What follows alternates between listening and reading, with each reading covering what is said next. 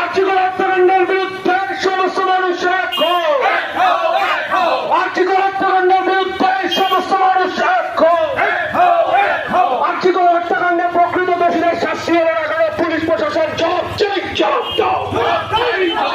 আর্থিক হত্যাকাণ্ডে প্রকৃত দোষীদের শাস্তি হবে না কেন পুলিশ প্রশাসন জবাব চাই, জবাব দাও। আপনারা জানেন যে গতকাল একটা অডিও ক্লিপকে ঘিরে আমাদের ডিআইএফআই নেতা কলতান দাশগুপ্তকে গ্রেপ্তার করেছে।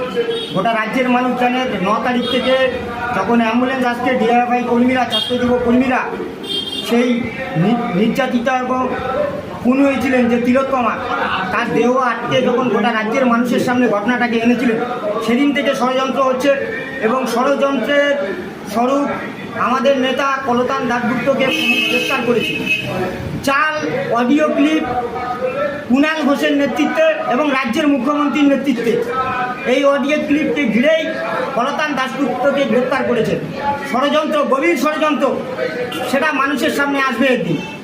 আমরা আইনের উপর আস্থা রাখি। আমরা চাইছি কলতান দাশগুপ্তকে নিঃশর্ত মুক্তি দেওয়া হোক এবং রাজ্যের মুখ্যমন্ত্রী এবং কুণাল ঘোষ তৃণমূলের মুখপাত্র তাকে পুলিশ এবং সিবিআই হেফাজতে নিয়ে তাদের জিজ্ঞাসাবাদ করুক।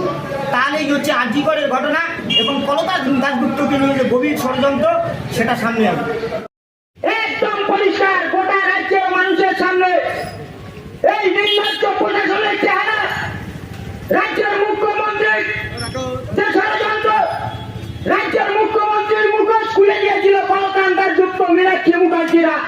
কিন্তু এদের মাধ্যমে, এদের আন্দোলনের ফলে গোটা রাজ্যের মানুষ, গোটা দেশের মানুষ এবং সারা বিশ্বের মানুষ সেদিন জেনেছে যে আরজিকরের সেমিনার রুমে কি হয়েছিল। কলতান দাশগুপ্তকে গ্রেপ্তার করেছে পুলিশ। পুলিশ গ্রেপ্তার করেছে নাকি যাচাই করেছে ভিডিও ক্লিপ, তাদের আর কোনো সন্দেহ নেই। রাজ্যের মানুষ প্রশ্ন করবে না, আমরা প্রশ্ন করতে চাই। কমিশনারের যারা অফিসাররা আছে তৈরি থাকুন, হাইকোর্টে দেখা হবে, সুপ্রিম কোর্টে দেখা হবে। কুণাল ঘোষ চিটিং বাজিতে জেল কেটেছে, আরে ভাই চাল ভিডিও বানার জন্য, চাল অডিও বানার জন্য আপনি প্রস্তুত থাকুন।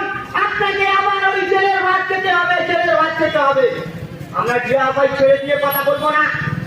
আমরা ডিআইএফআই প্রথম দিন থেকে বলছি, সন্দীপ ঘোষ ওই শ্রেণী পরীক্ষা দেখাচ্ছিল না একটা সিবিআই, আগে প্রথমেই হচ্ছে গ্রেপ্তার করেছিল দুর্নীতি মামলায়, আর সিবিআই এখন গ্রেপ্তার করছে সন্দীপ ঘোষকে ধর্ষণ মামলায়।